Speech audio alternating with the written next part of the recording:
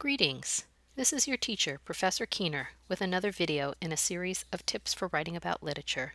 Specifically, these guidelines will help you effectively use quotes in your writing. The first rule for using quotes is to always integrate a quote into a sentence of your own. Do not let a quote stand alone as its own sentence. Rather, a quote should fit grammatically and logically into your own writing, into your own sentence. Also, use only as much of a quote as is necessary to prove your point. Here's an example of how to integrate quotes. First, an example of what not to do.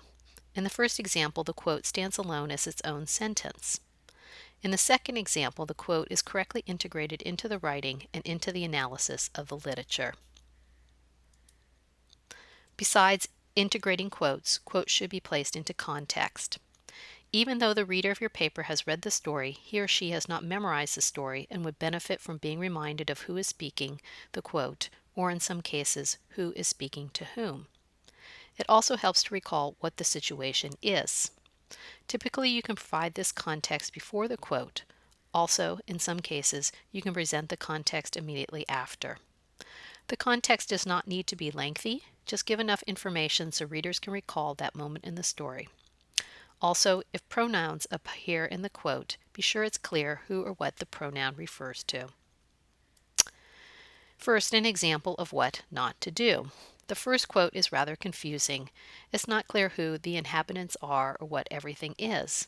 Even though the quotes are technically integrated into the writing, there's not enough context for the quotes to make sense. This serves only to confuse readers rather than support the interpretation of the story.